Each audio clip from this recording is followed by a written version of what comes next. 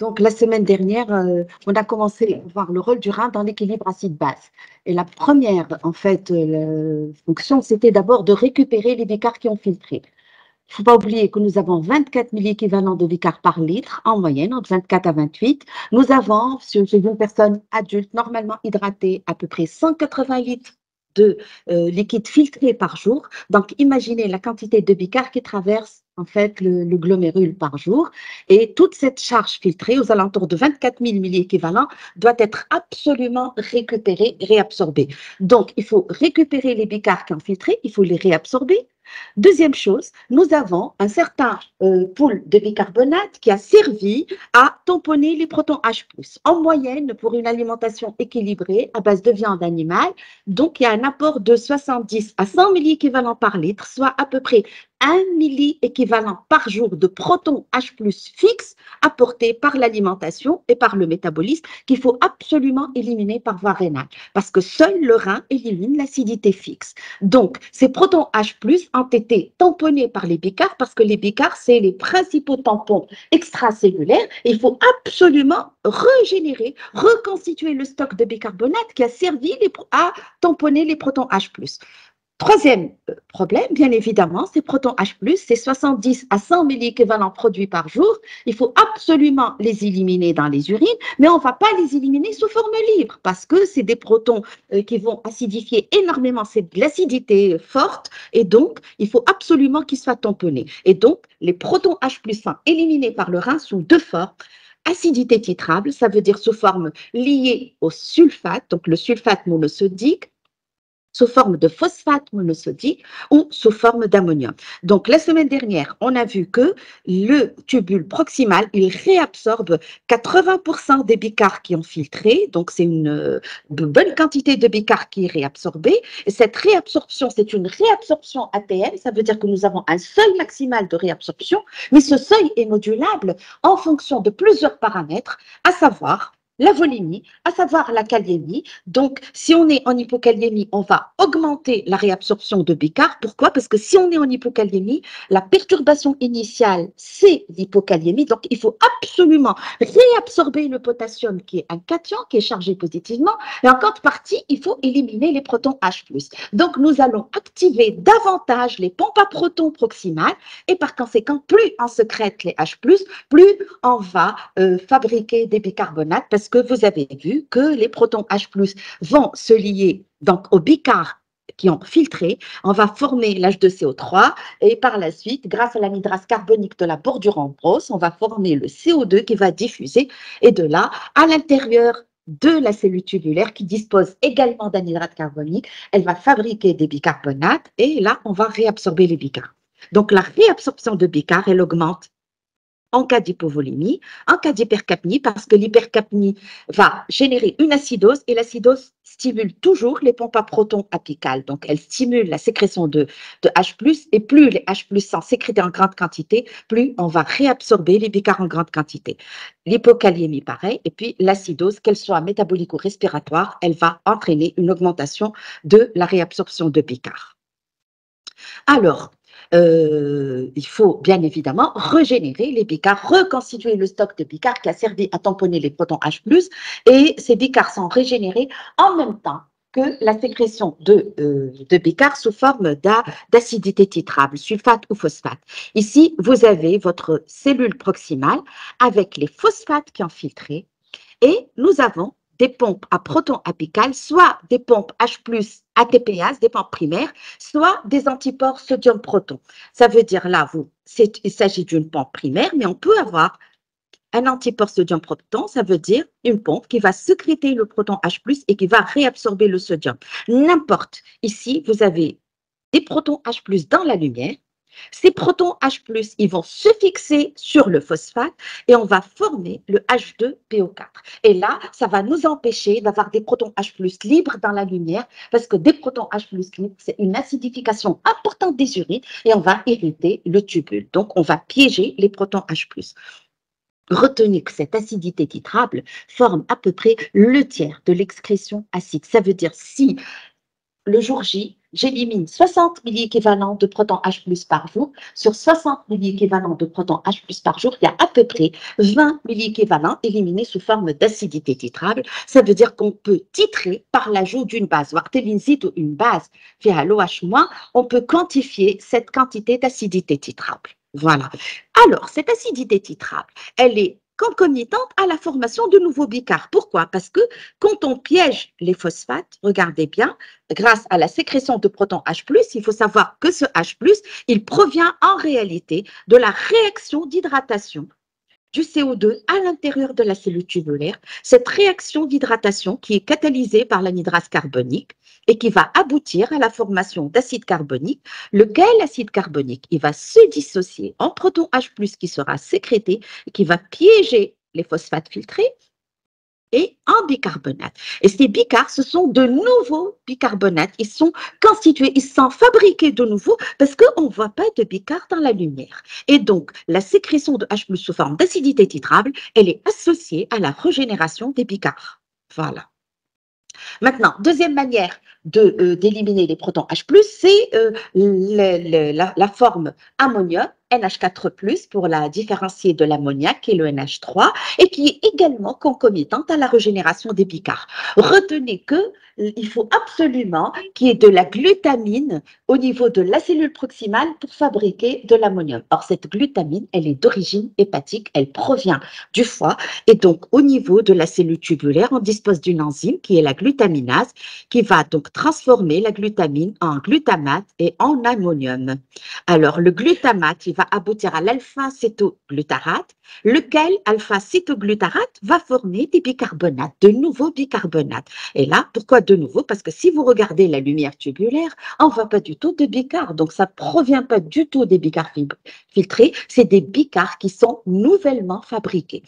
En même temps, bien évidemment, on forme l'ammonium et cet ammonium, il est sécrété soit sous forme de NH4+, on dispose de pompes NH4+, ATPase, soit il va se dissocier en H+, en NH3, en ammoniac. Le H+, sera sécrété par l'antipore sodium-proton ou par une pompe primaire ATPase, par une H+ ATPase. Et ce H+, au niveau de la lumière, il sera associé à l'ammoniac, qui est un gaz. Or, comme tous les gaz sont liposolubles, donc ils traversent la membrane cellulaire, le côté apical, la bicouche phospholipidique sans encombre, sans aucun problème. Et donc ce NH3, quand il va diffuser, il va s'associer au proton H+, et ça va former l'ammonium. Et donc l'ammonium, il constitue à peu près les 2/3 des H+ sécrétés par jour. Ça veut dire si vous éliminez 60 milléquivalents de protons H+, il y en a 40 sous forme d'ammonium. Et donc, cette forme d'élimination est une forme qui est très modulable par l'équilibre acide-base. Si on est en acidose, on va stimuler la production rénale, la production hépatique de glutamine, on va stimuler la glutaminase et vous imaginez qu'on va augmenter la production donc de NH4+, et donc l'élimination de H+, pour corriger cette acidose. Cette élimination sous forme d'ammonium est également modulée par la kaliémie. Donc, retenez, vous êtes réanimateur, retenez toujours la perturbation initiale. Si vous êtes en hyperkaliémie, alors le but principal, c'est de réguler cette hyperkaliémie, de la baisser. Donc, nous avons intérêt à éliminer le potassium et on va encore partie retenir les protons H+. Donc, il faut raisonner comme ça. Donc, cette production d'ammonium, elle est stimulée par l'acidose, elle est stimulée par l'hypokaliémie, mais elle est inhibée par l'hyperkaliémie et l'alcalose. Donc, on a vu qu'au niveau du tubule proximal, nous avons réabsorbé les 2/3 de l'eau et des électrolytes. Nous avons réabsorbé à peu près 80%, un minimum de 80% de bicarbonate. Nous avons éliminé le H+ sous forme d'acidité titrable et d'ammonium. Donc, il y a quand même un tout petit peu de H+ sous forme libre qui va acidifier les urines. Donc, on va aboutir à des urines qui commencent à être acides. Donc, pH urinaire entre 6,9 et 7,2. Donc, maintenant, c'est toute cette flotte, on a vu la semaine dernière que il va y avoir que la réabsorption proximale a comme moteur la réabsorption du sodium. Vous avez vu que nous avons cette fameuse pompe Na plus K plus ATPase qui se charge de la réabsorption de sodium et cette réabsorption de sodium va appauvrir la cellule en sodium, donc va stimuler les transports apicaux et en même temps, elle va augmenter l'osmolarité du côté interstitiel. Et donc, ça va attirer l'eau et les électrolytes. L'eau va passer par voie transcellulaire grâce à des aquaporines indépendants de l'ADH et par voie paracellulaire, entraînant avec elle les électrolytes. C'est ce qu'on appelle le phénomène de solvant-drague. Donc, or, si nous avons de la flotte et des électrolytes qui arrivent au niveau du milieu interstitiel, il faut absolument que ça passe dans le capillaire péritubulaire. Or, on a vu la semaine dernière que quand on aborde le capillaire péritubulaire, on va l'aborder avec une pression oncotique qui est élevée. Alors, la pression oncotique, elle attire toujours le liquide et les électrolytes vers le milieu, vers le capillaire. Et en contrepartie, nous avons une pression hydrostatique qui est basse. Pourquoi? Parce que vous avez vu qu'à la sortie de l'artériole efférente et à l'entrée des capillaires péritubulaires, nous avons une chute de pression. Et ça, c'est favorable à quel processus? La réabsorption. Ici, c'est la pression oncotique qui l'emporte par rapport à la pression hydrostatique dans le capillaire péritubulaire, ce qui va favoriser le processus de réabsorption, contrairement au glomérule, là où la pression hydrostatique va l'emporter sur la pression oncotique et nous avons le processus de filtration. Donc, la réabsorption tubulaire est également régie par les forces de Starling. Alors, si on est hyperhydraté, c'est très simple. Si on est hyperhydraté, ça veut dire que nous abordons le capillaire péritubulaire avec une pression hydrostatique qui est élevée, une pression oncotique est plus basse parce que nous avons beaucoup de flotte et donc ça va réduire la pression nette de réabsorption, ça va réduire la réabsorption. En plus, si vous êtes en hypervolémie, on va filtrer beaucoup de liquide. Et si on filtre beaucoup de liquide, eh ben, on ne va pas respecter le temps de réabsorption tubulaire. N'oubliez pas que nous avons des protéines transporteuses et ces protéines ont une vitesse d'activité. Or, si on fait parvenir au tubule une quantité de liquide qui dépasse ses capacités de réabsorption, donc on va réduire la réabsorption tubulaire. N'oubliez pas que le tubule proximal, il se charge également de sécrétion d'acide organique. Donc, et on a les hippurates, les prostaglandines, les oxalates, l'urate, etc. Bon, la créatinine est sécrétée si elle est en grande quantité, sinon, elle est presque uniquement filtrée et réabsorbée. Donc, voilà, j'ai tout dit concernant le tubule proximal. Le temps presse. Donc, à la sortie du tubule proximal, vous aurez à peu près 60 à 70% de l'eau et des électrolytes. Au-delà de 80% de bicarbonate, un début d'acidification des urines et le fluide qui quitte, on va réabsorber aussi du calcium, des phosphates, etc. Et on réabsorbe la totalité du glucose et des acides aminés et des vitamines non liposolubles. Donc, on va aborder maintenant le lance de Halley. C'est fini, on est sorti du tubule proximal et on aborde le lance de Halley. Alors, lance de Halley, là, nous avons des néphrons courts, des néphrons longs. Les néphrons longs, ils se caractérisent par une lance de Halley qui arrive jusqu'à la pointe de la papille. Donc, demain, on va, lance de Halley, que ce soit sur un néphron court ou un néphron long, elle a un segment descendant que vous voyez ici et un segment ascendant. Alors, sur le plan perméabilité hydroélectrolytique, donc ces deux segments, donc c'est une once qui a la forme en U, n'ont pas du tout les mêmes propriétés de perméabilité. Sur la partie descendante, nous avons une membrane qui est semi-perméable. Qu'est-ce que ça veut dire? Ça veut dire une membrane qui est perméable à l'eau et imperméable aux électrolytes. Donc, au niveau du segment descendant, on réabsorbe l'eau, mais on ne réabsorbe pas les électrolytes. Or, retenez que si vous avez une membrane semi-perméable, c'est une membrane qui va se mettre en équilibre osmotique avec le milieu interstitiel. Ça veut dire si le milieu interstitiel est riche en sel, donc ce segment qui est perméable à l'eau, il va lui fournir de l'eau. L'eau se déplace toujours du milieu hypoosmotique vers le milieu hyperosmotique. Ça, c'est important. Maintenant, si on aborde la branche ascendante, elle est formée de deux segments. Un segment fin, c'est la branche grêle ascendante ou fine, et un segment large. Retenez que la branche ascendante large est une branche qui est imperméable à l'eau, mais elle est perméable aux électrolytes. Or, si elle est imperméable à l'eau, ça veut dire qu'elle est incapable de se mettre en équilibre osmotique avec le milieu interstitiel. Et là, on va nous intéresser essentiellement. Donc, la branche descendante, il n'y a pas grand-chose à dire. Elle est perméable à l'eau. Nous avons des aquaporines et ces aquaporines sont indépendantes de l'ADH. Hein.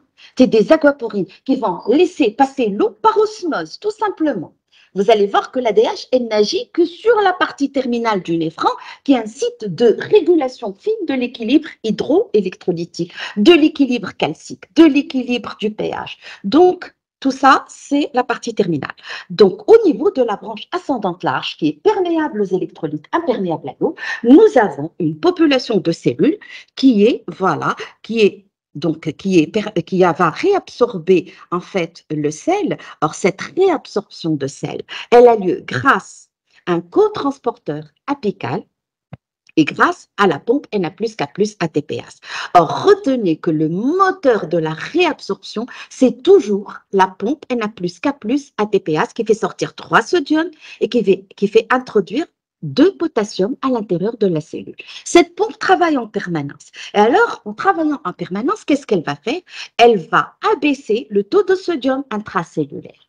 Et à l'opposé, elle va augmenter le taux de potassium intracellulaire. Or, en abaissant le taux de sodium intracellulaire, elle va activer la réabsorption apicale du sodium. Donc, elle va activer un cotransport qu'on appelle un cotransport apical électroneutre. Pourquoi? Parce que c'est un cotransport qui va favoriser l'absorption de 2 charges positives, à savoir les 2 cations, sodium et potassium, et qui va se charger également de l'absorption de 2 chlore. Donc, vous avez 2 plus 2 moins, et donc, c'est neutre. Or, ce cotransport électroneutre est la cible des diurétiques qu'on appelle diurétiques de NAS, tels que le furozénite. Une substance diurétique, c'est une substance qui va inhiber la réabsorption de sel, particulièrement le sodium, et donc qui va augmenter la charge osmotique du fluide tubulaire. Alors, si nous empêchons le sodium d'être réabsorbé, nous allons empêcher aussi l'eau d'être réabsorbée, parce que l'eau est réabsorbée ultérieurement par osmose. Donc, ici, en fait, l'anse de Halley, si on peut dire, c'est la seule pratiquement partie du néphron où on régule de manière, en fait, il va y avoir une dissociation de la réabsorption du sodium et de l'eau. Branche descendante, elle réabsorbe l'eau uniquement, pas de sel. La branche ascendante, elle réabsorbe le sel, elle ne réabsorbe pas l'eau. Donc, c'est une réabsorption dissociée. Et tout à l'heure, qu'est-ce que je vous ai dit? Cette branche, elle va réabsorber le sel, donc elle va ramener, regardez bien, le sodium vers le milieu interstitiel. Or, en ramenant le sodium vers le milieu interstitiel, elle va augmenter le milieu interstitiel. Mais cette branche qui va se charger de l'augmentation du milieu interstitiel, est-ce qu'elle peut se mettre en équilibre avec le milieu interstitiel? Non, elle ne peut pas, parce qu'elle est imperméable à l'eau. Donc, la réabsorption de sel au niveau de la branche ascendante large, elle va créer un gradient osmotique qu'on appelle gradient horizontal. Ça veut dire, en réabsorbant le sel, si je prends un point de la branche ascendante large, vous allez le voir tout à l'heure, il y aura une différence d'osmolarité avec le point situé sur le même axe horizontal et le delta d'osmolarité, il est aux alentours de 200 milliosmoles. Voilà, regardez, par exemple ici, vous êtes à 300 et là, vous êtes à 500. Donc, il y a un delta osmotique de 200 milliosmoles par litre. Donc, nous avons un gradient que nous appelons gradient horizontal de pression osmotique ou d'osmolarité. Alors, regardez bien. Cette pompe Na+K+ ATPase qui va augmenter le taux de potassium intracellulaire. Qu'est-ce qu'elle va entraîner? Elle va générer une fuite de potassium, une sortie de potassium vers la lumière du tubule parce que nous avons trop de potassium à l'intérieur de la cellule. Et donc, il va y avoir une fuite de potassium. Or, cette fuite de potassium, elle va entraîner ce qu'on appelle une électropositivité luminale. Donc, puisque du côté apical, le transport, il est électroneutre. 2 Cl-, 2 Na+ et K+, nous avons en contrepartie le potassium qui a fui de la cellule vers le milieu, vers le liquide tubulaire. Par conséquent, nous allons créer une électropositivité luminale. Or, cette électropositivité luminale, qu'est-ce qu'elle va faire? Elle va entraîner la réabsorption paracellulaire de charges positives. pour corriger cette électropositivité. Or, quels sont les cations qui seront réabsorbés? Vous avez le sodium, le potassium, le magnésium et le calcium. Et vous imaginez, quand vous donnez du furosémide à votre malade, quand vous empêchez le sodium d'être réabsorbé, vous allez empêcher cette électropositivité luminale d'avoir lieu et par conséquent, vous allez empêcher le calcium et le magnésium d'être réabsorbés en quantité suffisante au niveau de la BAL et donc il faut surveiller la calcémie et la magnésémie quand vous donnez des diurétiques de l'anse à vos malades. Alors donc, au niveau de l'anse d'un lait, bien évidemment, on a vu tout ça, branche descendante, réabsorption de l'eau sans réabsorption d'électrolytes, équilibre avec le milieu interstitiel. Voilà, regardez bien, si vous avez 700 ici, vous avez 700 ici, parce que vous avez une membrane semi-perméable. Branche ascendante, perméable aux électrolytes, imperméable à l'eau, elle est créatrice du gradient de concentration horizontale aux alentours de 200. Donc, et puis au niveau de la BAL, vous avez une réabsorption de calcium, de magnésium, de sodium, etc. Voilà. Et on continue, bien évidemment, la réabsorption de bicarbonate selon exactement les mêmes réactions qu'au niveau du tubule proximal. Alors, nous allons aborder maintenant le tubule distal et le tube collecteur. Parce qu'on est là, on débarque dans la partie terminale du néphron et vous allez voir que c'est au niveau de la partie terminale du néphron qu'il va y avoir une régulation fine. C'est la partie qui est criblée en fait de récepteurs hormonaux. Et donc là, vous allez voir que le rein est une cible importante des hormones, à savoir l'aldostérone pour l'équilibre hydroélectrolytique.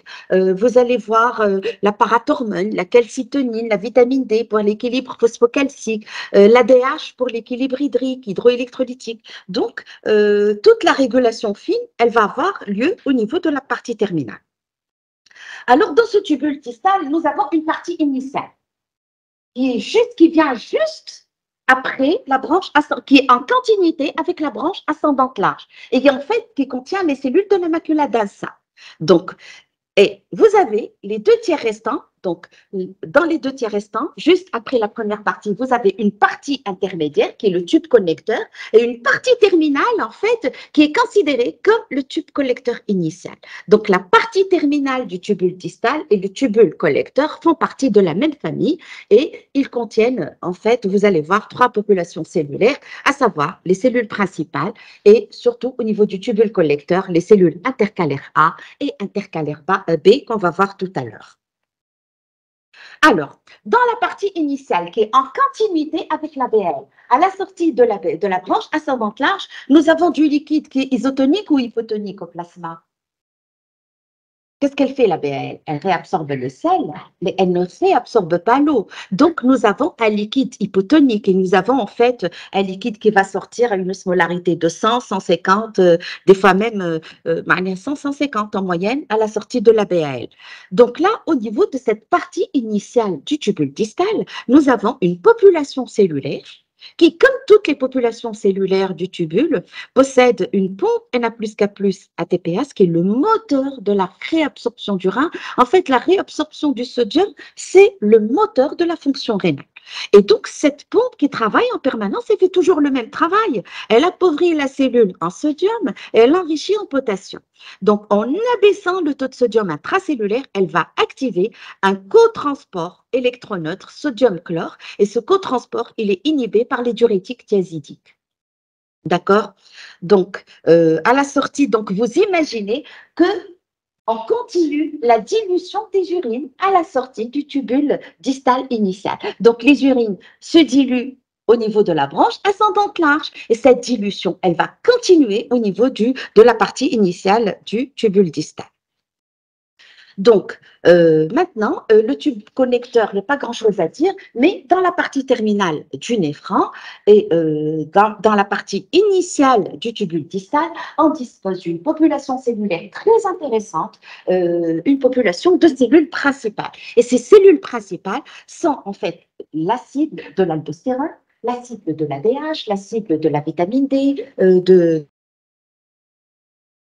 TH, etc. Donc, nous allons voir le rôle de cette cellule principale dans la réabsorption de sodium et la sécrétion de potassium. Alors, cette cellule, comme toutes les cellules, qui malade, on a une pompe Na plus K plus ATPase qui fait toujours le même travail. Et donc, en abaissant le taux de sodium intracellulaire, elle va activer, donc, elle va activer le canal sodique apical qu'on appelle canal amyloride parce qu'il est inhibé par un diurétique, par l'amyloride. Et en même temps, en augmentant le taux de potassium intracellulaire, on va favoriser la diffusion, la sécrétion du potassium à travers un canal de fuite potassique.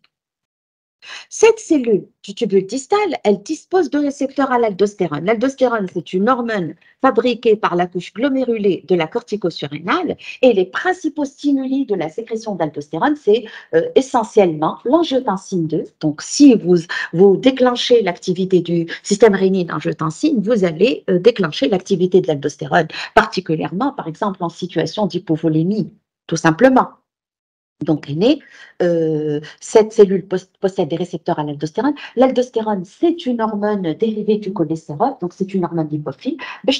Elle agit à l'échelle nucléaire. Donc, elle va favoriser, regardez bien, aussi bien la synthèse et l'activité des pompes. Les pompes, c'est des protéines.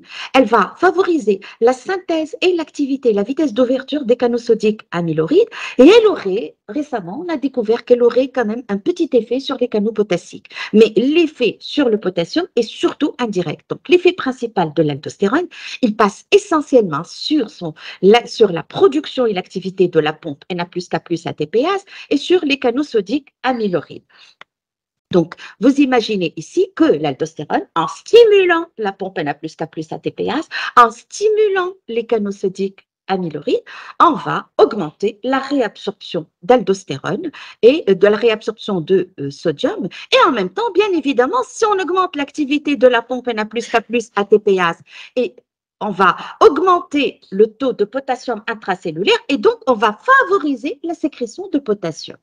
Bon, mais cellule principale, elle est la cible d'une catégorie, d'une famille de diurétiques qui sont les spironolactones ou les antagonistes de l'aldostérone, qui sont des diurétiques qu'on appelle diurétiques épargneurs de potassium. OK?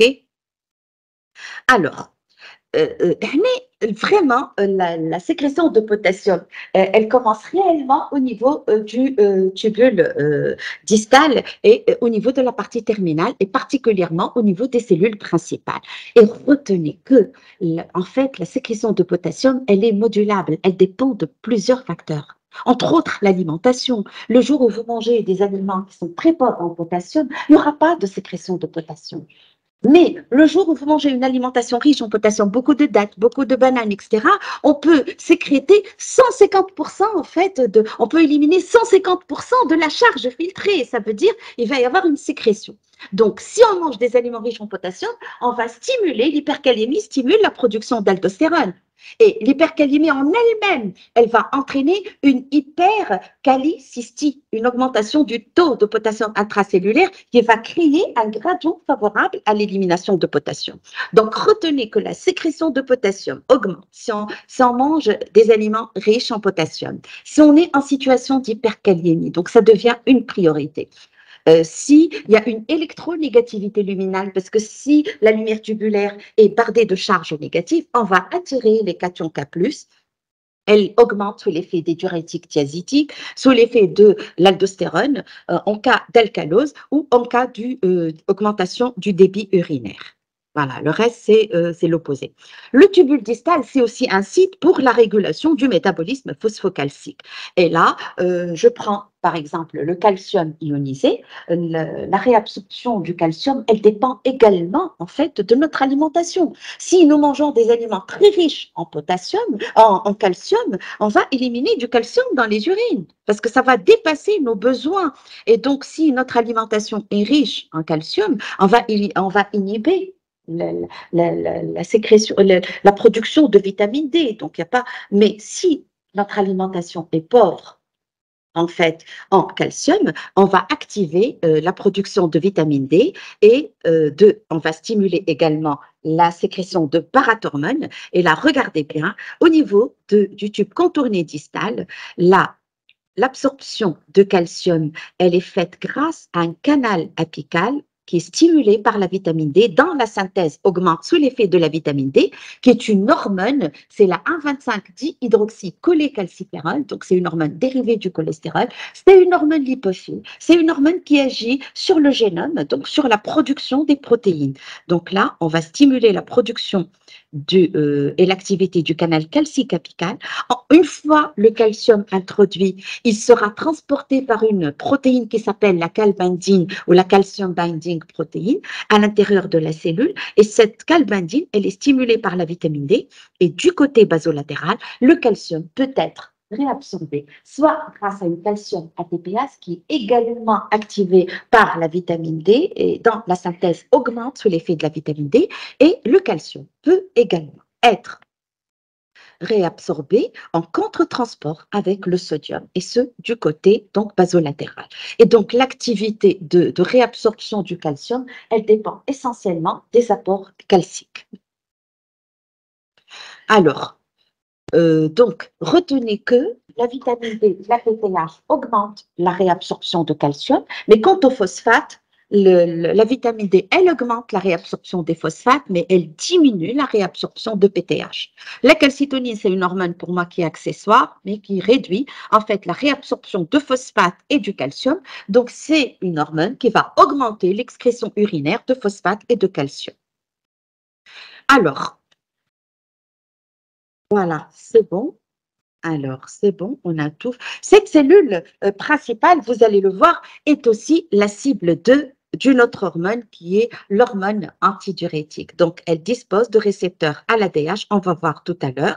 Et c'est l'ADH au niveau du tubule collecteur, vous allez le voir, augmente la réabsorption de l'eau, mais pas uniquement la réabsorption de l'eau, mais aussi la réabsorption de l'urée dans sa partie terminale, au niveau du tubule collecteur terminal, et vous allez voir quelle est la finalité physiologique à l'origine, en fait, de cette réabsorption de l'urée. Maintenant, avant de voir le rôle du rein dans la concentration des urines, donc on est au niveau du tubule distal et on a vu le rôle du tubule proximal et de la branche ascendante large dans l'équilibre acide-base, il est très important de savoir que la régulation fine du pH a lieu au niveau de la partie terminale du néphron. Et ceci grâce à l'existence de deux populations cellulaires, à savoir les cellules intercalaires A et les cellules intercalaires B. Alors, cellule intercalaire A, pourquoi on l'appelle intercalaire A ou alpha aussi? Parce que c'est une cellule qui s'active en cas d'acidose. Or, si on est en situation d'acidose, on a intérêt à sécréter les protons H+. Donc, on va disposer de transporteurs apicaux qui se chargent de la sécrétion de protons H+. Donc, au niveau de la cellule intercalaire A, nous allons trouver les pompes à protons du côté apical. Et en contrepartie, si on est en situation d'acidose, on a intérêt à sécréter les H+, et à réabsorber les bicars. Donc, la réabsorption des bicars se fait du côté basolatéral. Donc, regardez votre cellule intercalaire A. Donc, côté apical ou côté luminal, on dispose de deux types de pompes. La pompe primaire H+, la pompe H+ ATPase, et nous avons aussi une pompe primaire de type contre-transport H+, K+, ATPase. Donc, c'est des pompes qui consomment de l'énergie. Alors, cette sécrétion de H+, va permettre son élimination sous forme d'acidité titrable, mais il y a très très peu de H+, qui seront éliminés sous forme libre et qui seront à l'origine de l'acidification terminale des urines. Retenez que le pH urinaire minimal est de 4. Le pH urinaire, il varie de 8 à 4. En dessous de 4, on est sur un pH très acide. Ce n'est pas possible. On risque d'irriter l'épithélium tubulaire. C'est vraiment des acides forts. Et en dessous de 4, ce n'est pas possible parce que les pompes à protons sont paralysées. Les pompes, c'est des protéines. Or, les protéines, ils ont une configuration spatiale qui varie en fonction du pH du milieu, en fonction de la température. Or, devant un pH d'une telle acidité, eh ben, ces pompes ne travaillent plus. هنا باش نوريكم le pH sanguin تعرفوه en tant que réanimateur bon تعبتوا انتم شويه اقل en 7,38 7,42. Bon, à 7,37, on ne va pas considérer que le malade est en acidose, mais en moyenne, 7,4. معناها الfourchette de variation pH sanguin, c'est 0,04. Mais pH urinaire de 4 à 8, delta 4. Donc, le rein, ils font tout. Le pH urinaire, il varie de 4 unités, alors que le pH sanguin, de 0,08. Donc, le rein, il est là pour arranger tout, pour maintenir l'homéostasie du pH. Donc, mais retenez que la pompe H+ primaire, elle est activée par l'aldostérone. Et donc, dans le syndrome de Cohn, en cas d'hyperaldostéronisme, on a tendance à avoir une alcalose. Par contre, si vous êtes devant une insuffisance surrénalienne, eh ben, l'insuffisance surrénalienne, la maladie d'Addison, elle a tendance à avoir une acidose. Tout simplement parce que l'aldostérone a un effet en fait dynamisant sur les pompes H+ ATPase de la cellule intercalaire A. Maintenant, nous disposons également, parce qu'en fait, on n'est pas, on a le droit de manger que des légumes, on a le droit des fois, vous perfusez, vous mettez des bicards, vous avez alcalinisé le pH de votre malade. Donc, on a toujours un moyen de se défendre contre une agression basique, bien que cette agression soit rare. Donc, nous disposons d'une deuxième population cellulaire qui sont les cellules intercalaires B, ou la bêta. Pourquoi B? Parce que c'est des cellules qui sont actives en cas d'agression basique. Donc, si on est en alcalose, on a intérêt à éliminer les bicards, donc on a intérêt à avoir une sécrétion apicale des bicards et à réabsorber en fait les protons H+. Et on a en fait des images en miroir. Et là, les cellules intercalaires A, le côté apical de l'intercalaire A, il va les basolatéral, bien évidemment, sauf la pompe NA+, K+, ATPase. Donc là, si on regarde la cellule intercalaire B, vous allez voir que du côté luminal, du côté de la lumière tubulaire, on va sécréter les bicards parce qu'on est en agression basique, on est en fait en surcharge basique. Et en contrepartie, on va réabsorber le chlore, donc c'est un contre-transport électroneutre qui favorise la réabsorption des bicards. Mais du côté apical, regardez bien, on va plutôt sécréter, on va plutôt du côté basolatéral réabsorber les protons H+, grâce à des pompes H+ ATPase, voilà, des contre-transports H+, K+, ATPase. Voilà. Donc, retenez que la sécrétion de H+, elle augmente en cas d'acidose intracellulaire. En fait, toute acidose extracellulaire va générer une acidose intracellulaire en cas d'hypovolémie, en cas d'hypocalémie ou en cas d'hyperaldostéronisme. Donc, pH urinaire, pH urinaire minimal, c'est en fait de 4. Bon, là, il nous reste 20 minutes. Hein. C'est bon, on a le temps. Mais en fait, le rôle du rein dans la concentration des urines. Tous les jours, on mange. On peut manger des aliments salés. On peut manger des protéines. Donc, nous allons produire de l'urée. Nous allons avoir une surcharge en sodium, en potassium, etc. Et donc, nous avons une charge osmotique journalière. Supposons qu'au jour d'aujourd'hui, sur les 24 heures, la charge osmotique est 600 milliosmoles. J'ai mangé des trucs salés, de la viande, etc., un dit de l'urée, un dit sodium, etc. Il faut absolument éliminer 600 milliosmoles dans les urines. Est-ce que vous êtes d'accord? Si vous gardez les 600 milliosmoles dans le sang, vous savez combien de litres de sang? 5 litres en moyenne. أقسمهم على 5, je vais te dire quoi. 200 divisé par 5. 40. معناها l'osmolarité plasmatique باش يصير لها باش تطلع وكان تطلع l'osmolarité plasmatique le volume extracellulaire il va augmenter et vous serez en expansion volémique. Donc on a intérêt à éliminer journalièrement la quantité d'osmol qui est produite. Le jour où le métabolisme terre comme 600 milliosmoles, il faut éliminer ces 600 milliosmoles. Le jour où vous apportez 900, il faut les éliminer. Pourquoi? Pour garder une osmolarité. Osmolarité, il y a une différence entre osmolarité et osmolalité. Osmolalité, c'est par kilo d'eau, par kilo disons, de liquide. Kilo d'eau, kilo litre en fait. On est ensemble, ça أقل شوي. Voilà, pour, disons, pour maintenir une osmolarité plasmatique qui est correcte. Or, je vous معايا l'osmolarité urinaire, elle peut aller de 50 milliosmoles par litre jusqu'à, chez l'homme, 1200, voire même 1400 milliosmoles par litre. L'homme est capable d'éliminer des urines très diluées, comme il est capable d'éliminer des urines très concentrées. Or, شوفوا معايا مليح.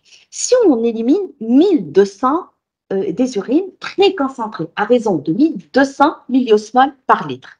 واضح؟ ونهارتها البرودكسيون تاعي 600 مليوسمول.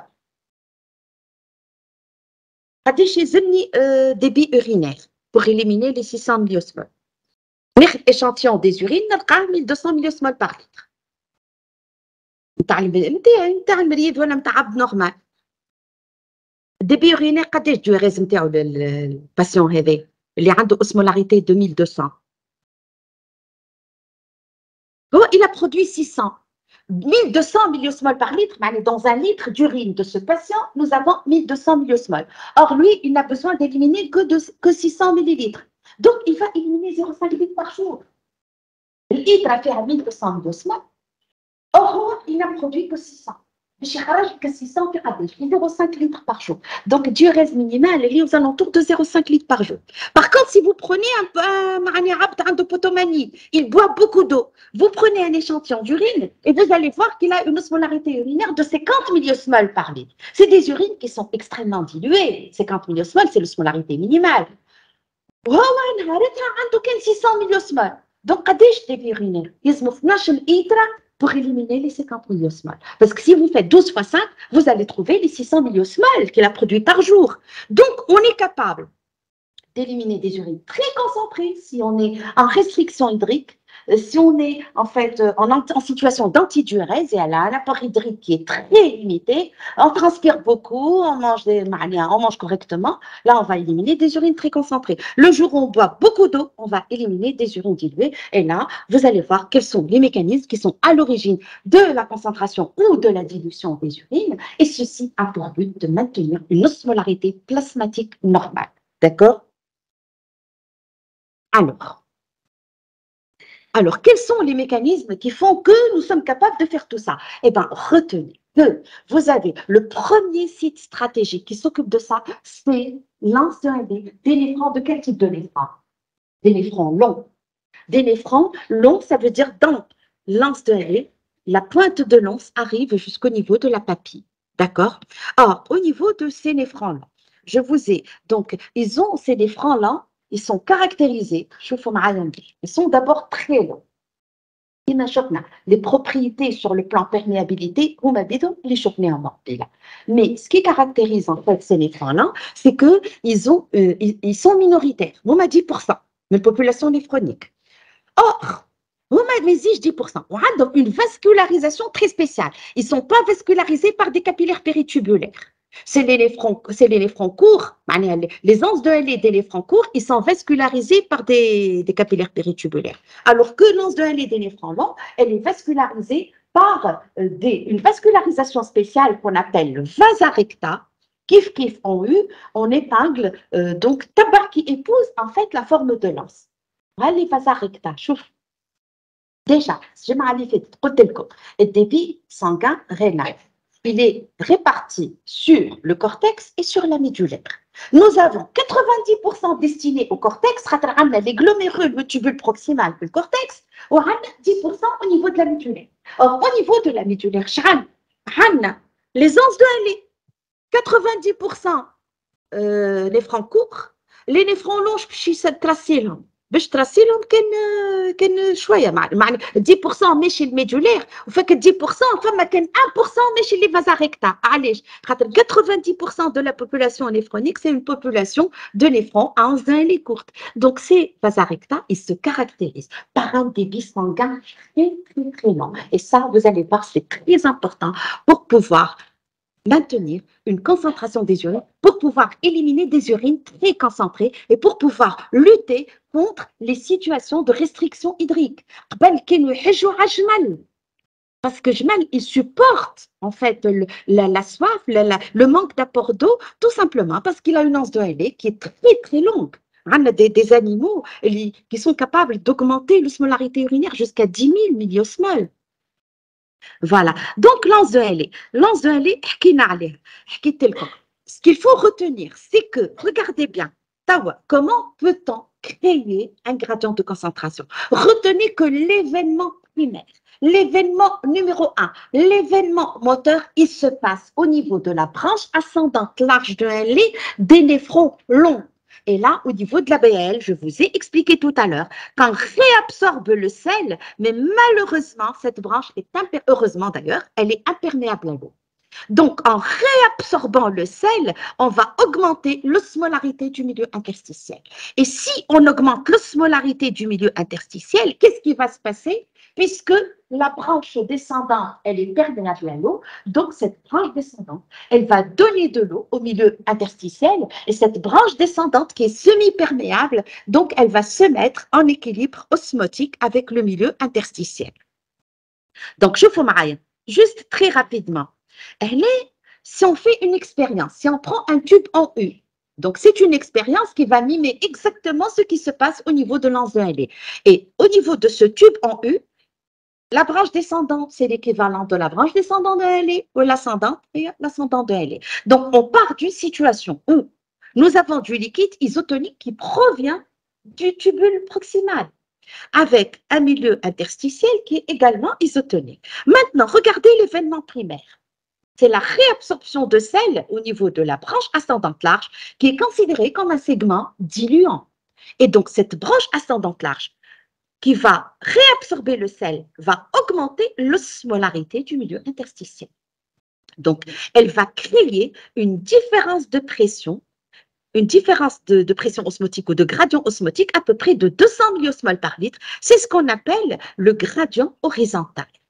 Maintenant, cette branche-là, regardez bien, descendante, c'est une branche qui est perméable à l'eau. Donc, qu'est-ce qu'elle va faire? Elle va se retrouver avec un milieu interstitiel hyperosmotique. Donc, il va y avoir une sortie d'eau à travers les aquaporines de telle manière à ce qu'il y ait en fait un équilibre osmotique avec le milieu interstitiel. Mais n'oubliez pas que la fonction rénale, la filtration glomérulaire est une fonction qui est continue. Nous avons tout le temps du liquide qui arrive au niveau du tubule proximal. Nous avons tout le temps du liquide qui va arriver au niveau de l'anse d'un lait. Donc, de nouveau, on a du liquide qui va arriver. Il est iso-osmotique, puisque la circulation, elle est très lente, on est sur une anse très longue, donc on va pousser un peu le liquide hyperosmotique vers le bas. Et donc, regardez déjà qu'on est parti d'un gradient horizontal et là, on commence à avoir un gradient vertical. Ça veut dire en allant du cortex vers la papille, nous avons augmenté notre osmolarité. Et plus cette anse est lente, plus ce gradient va devenir important. Et rebelote, de la même chose, et petit à petit, on va avoir ce gradient de concentration qui va augmenter. Donc, on va donc passer. La concentration des urines, elle nécessite l'intervention de la branche ascendante de l'anse de LA. Et l'événement primaire, il se passe là-bas. Mais est-ce que c'est suffisant? Est-ce que le fait de réabsorber le sel au niveau de la branche ascendante large nous permet d'avoir des urines qui peuvent être concentrées jusqu'à 1000, à raison de 1200 milliosmoles par litre? Eh bien non. Parce qu'on a vu que ce phénomène de réabsorption de sel, il ne permet qu'une augmentation de l'osmolarité qui peut aller jusqu'à 600 milliosmoles. Or, nous pouvons aller jusqu'à 1200. Donc, il faut absolument qu'il y ait un autre mécanisme physiologique qui contribue à l'augmentation de l'osmolarité urinaire. Et là, on a besoin d'une hormone qui est l'hormone antidiurétique. Or, l'ADH ou hormone antidiurétique, c'est une hormone que l'hypothalamus va fabriquer quand on est en situation d'hypovolémie ou en situation d'hyperosmolarité. Donc, l'hypovolémie, l'hyperosmolarité vont stimuler deux noyaux qui sont les noyaux supraoptiques et paraventriculaires de l'hypothalamus qui vont relarguer de l'ADH dans la circulation générale. Et cet ADH, il va agir au niveau du tubule collecteur dans sa partie superficielle et intermédiaire sur la perméabilité à l'eau et dans sa partie profonde sur la perméabilité à l'urée. Alors, l'ADH, c'est une hormone, mais c'est une hormone peptidique. Donc, elle ne va pas agir comme l'aldostérone sur le génome, sur le noyau, mais elle dispose de récepteurs qui existent du côté basolatéral. Pourquoi? Parce que elle provient du sang, donc elle va diffuser, elle va aller vers le milieu interstitiel et de là, elle va agir sur un récepteur qui est couplé à une protéine G. Donc, on va activer une adénylate cyclase, on va produire de l'AMP cyclique, qui est le second messager, lequel AMP cyclique va activer une protéine kinase A, et cette protéine kinase A va phosphoryler des protéines et va donc permettre, les protéines qui seront phosphorylées, c'est des aquaporines de type 2 qui se situent du côté apical, et donc on va pouvoir insérer ces trous peptidiques, ces canaux peptidiques qui vont augmenter la perméabilité du tubule cortical à l'eau du côté apical. Retenez que physiologiquement, les cellules du tubule collecteur du côté apical ne sont pas perméables à l'eau. Ils le deviennent sous l'effet de l'ADH. Donc, côté apical, les aquaporines ne s'insèrent que sous l'effet de l'ADH. Par contre, côté basolatéral, on dispose d'aquaporines qui sont indépendantes de l'ADH. Mais ça ne sert à rien si on a uniquement des aquaporines côté basolatéral et si on ne réabsorbe pas du côté apical. Donc, المهم هو côté apical. Donc, retenez que la réabsorption de l'eau au niveau du tubule collecteur, elle a lieu sous l'effet de l'ADH qui va augmenter l'activité et qui va augmenter la synthèse des aquaporines de type 2. Donc, ça va favoriser la réabsorption de l'eau. Or, l'ADH est relargué dans la circulation quand on est en restriction hydrique, quand on est en hyperosmolarité. Quand on est en hyperosmolarité, on va stimuler le centre de la soif pour boire de l'eau et on va stimuler de l'ADH pour que le rein réabsorbe l'eau. Donc, ça y est, je l'ai dit. Donc, je vous là, on s'est intéressé en fait à la branche ascendante large de LA. Mais là, on va nous intéresser en fait à l'effet de l'ADH et retenez que l'ADH, elle va perméabiliser le tubule collecteur à l'eau, mais également à l'urine. علاش على خاطر قبيله قلت لكم si on se suffisait à l'instant L, on ne pouvait pas du tout augmenter l'osmolarité urinaire au-delà de 600 milliosmoles par litre.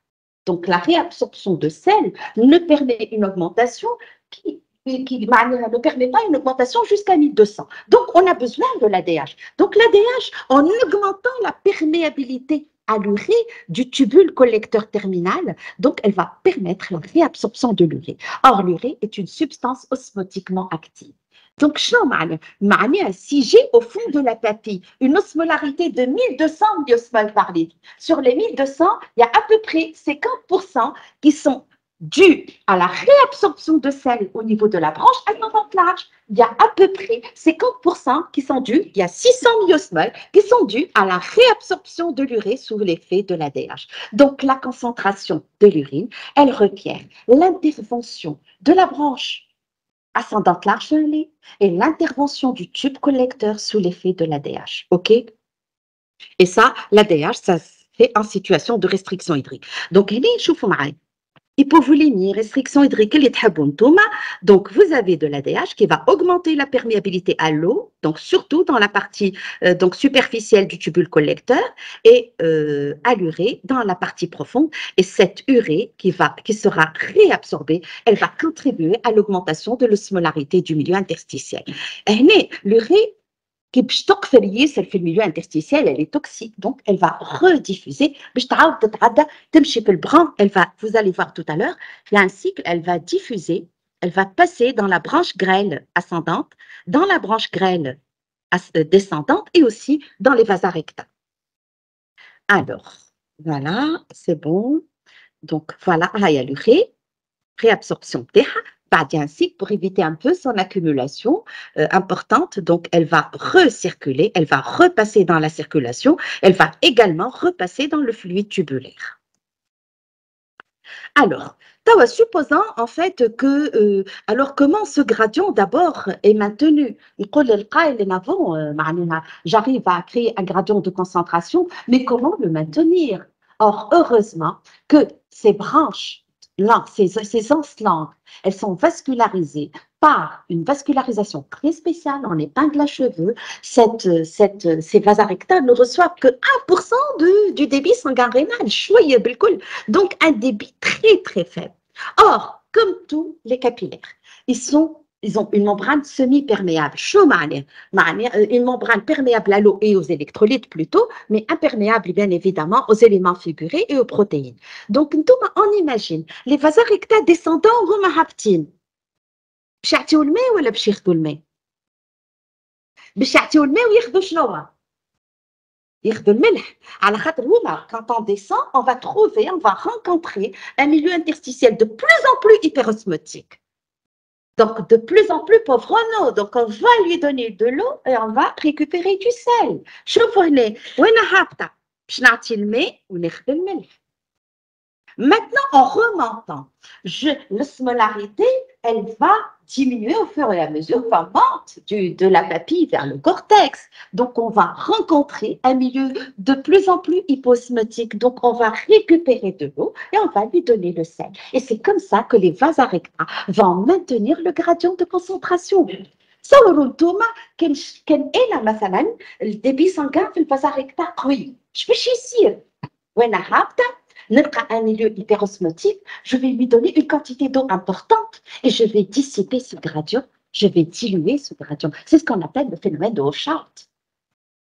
Donc, la circulation, elle est très lente, donc, et ces vases recta jouent un rôle extrêmement important dans le maintien de la concentration des urines. Et ces vases recta sont la cible de l'ADH et du FAN, du facteur activateur natriurétique.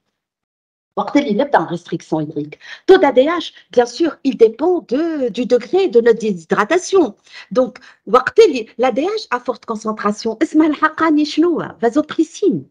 Donc, il va y avoir une vasoconstriction au niveau de ces vases recta et un ralentissement encore plus important du débit sanguin rénal, ce qui nous permet de préserver notre gradient de concentration. Par contre, si on est en inflation hydrique, si on boit beaucoup d'eau, donc le débit sanguin dans les vases recta, il va augmenter et donc il va y avoir ce phénomène de Haushart. Il va augmenter et en plus, il va y avoir l'effet du fan. Or, le fan, il est vasodilatateur. Il a des effets totalement opposés à ceux de l'angiotensine 2. Voilà, je vais regarder un peu l'heure. Il me reste 4 minutes. Donc, شوفوا معايا مليح. Quand on est en fait, en restriction hydrique, mais quand on est en inflation hydrique, شربنا برشا ماء. Eh bien, شربنا برشا ماء, on est en hypervolémie. On va inhiber les noyaux supraoptiques et paraventriculaires. On n'a plus d'ADH. Et regardez, هنا اش باش يصير؟ شفتوا علاش باش تقولوا لي علاش 600 ماء؟ Quand même, hein, j'ai bu beaucoup d'eau, j'ai pratiquement pas d'ADH et pourtant j'ai ici 600. 600 j'ai n'importe, un ADH, ADH, la branche ascendante large, elle va réabsorber le sel. Et je vous ai dit tout à l'heure, là, c'est une preuve que ce ségrant, il réabsorbe le sel, mais sa contribution dans l'osmolarité, dans l'augmentation de l'osmolarité, elle peut aller jusqu'à 600 milliosmoles. D'accord? Donc, au niveau, regardez bien, au niveau du milieu interstitiel, index 600. Mais chouf, quand je quitte la branche ascendante large, comme c'est un segment diluant, je vais le quitter avec un fluide tubulaire hyposmotique. Et la réabsorption de sel, elle continue au niveau de la partie initiale du tubule distal, qui est la cible des diurétiques thiazitiques. Donc, comme la dilution des urines. Mais, comme je n'ai pas d'ADH, eh bien, le tube collecteur, il devient étanche, imperméable à l'eau, imperméable à l'urée. Donc, le mail, il ne sera pas réabsorbé parce que je n'ai plus d'ADH. Et donc, je vais éliminer des urines hypoosmotiques. OK? Donc, voilà. Donc, هنا كنتبعوا شويه l'osmolarité نتاع نتاعنا مازلنا نحكيو على l'osmolarité وقت اللي l'ultrafiltrat il est iso-osmoticoplasma. نخرجوا من tubule proximal, نخرجوا avec un liquide qui est iso-osmoticoplasma parce qu'il y a une réabsorption obligatoire d'eau par osmose. C'est le phénomène de solvant-drague, réabsorption d'eau qui entraîne la réabsorption des électrolytes. Mais là, regardez, quand on quitte la branche ascendante large, on est sur un liquide qui est hyposmotique. Bien évidemment, tout dépend, chauffe il y a deux situations. On peut aller de 50 jusqu'à 1200. Donc, ça veut dire qu'on est capable de concentrer nos urines, et là, en présence d'ADH, grâce à la réabsorption de sel, نكبروا حتى ل 600 نزيدوها réabsorption de l'urée sous l'effet de l'ADH qui l'augmente à 600. Et donc, comme le tubule collecteur, sous l'effet de l'ADH, devient perméable à l'eau, il va réabsorber l'eau, donc il va se mettre en équilibre osmotique avec le milieu interstitiel et on peut éliminer des urines hyper concentrées. Voilà. Donc, sodium, pareil, hein. Sodium psypharame, quand on est en régime normosodé, on réabsorbe la quasi-totalité du sodium, hein. Surtout, le tubule proximal, il fait toujours le travail grossier. Il y a à peu près les 2 tiers de l'eau et des électrolytes qui sont réabsorbés au niveau du tubule proximal. Et on a à peu près 25% du sodium au niveau de l'ABL, maintenant c'est le cotransport électroneutre. Et on réabsorbe à peu près 5% au niveau du tubule distal sous l'effet de l'aldostérone. N'oubliez jamais, jamais que la partie terminale du néphron, c'est le site de régulation fine du bilan hydroélectrolytique, du bilan acide-base, du bilan phosphocalcique. D'accord? Et donc, on continue la réabsorption de sodium. Donc, on a la population de cellules principales et généralement, on élimine moins de 1%. L'urée, c'est une réabsorption partielle. Donc, on élimine à peu près, disons, on ne réabsorbe pas totalement l'urée, donc elle est partiellement réabsorbée tout au long du néphron. Donc, à peu près 40% de la charge filtrée qui est excrétée dans les urines. Tawa le potassium, choufou le potassium. L'excrétion théo 1% de la charge filtrée jusqu'à 110% de la charge filtrée. Donc, tout dépend de votre alimentation. Le milh fi qobi. J'aime que le mécla hyper salé, donc généralement, bien qu'on soit de gros consommateurs de sel, donc généralement, on réabsorbe au-delà de 98% du sodium. Mais pour le potassium, tu peux manger, il n'y a pas de problème. Mais là, si on mange des aliments très riches en potassium, on va l'excréter dans les urines. Voilà. Les phosphates, le phosphate ou le calcium, tout dépend de notre alimentation. Donc, pour récapituler, dans les urines définitives, le débit, il est variable. Ça peut aller de 0,5 litres jusqu'à 12 litres. Alors, les 0,5 litres, on est sur des urines hyper concentrées, 12 litres, on est sur des urines hyper diluées. Donc, l'osmolarité, elle est variable, de 50 à 1200, alors que l'osmolarité plasmatique, elle est préservée aux alentours de 300, 280 à 300 milliosmoles. Donc, le rein va avoir une osmolarité variable, les urines osmolarité variable, tout simplement pour maintenir l'homéostasie de l'osmolarité. على خاطر كي تتبدل l'osmolarité راهو باش تتبدل الفوليمي. Toute augmentation d'osmolarité va entraîner une augmentation de la volémie, donc une expansion volémique. Donc le rein, il est là pour tout arranger à l'état physiologique. On est capable d'éliminer des urines très acides, pH 4, et des urines alcalines, pH 8. Retenez qu'à l'état physiologique, nos urines ne contiennent pas de glucose, ne contiennent pas d'acides aminés, ni de protéines, ni d'éléments figurés, etc. Voilà, j'ai terminé. Je suis à l'heure.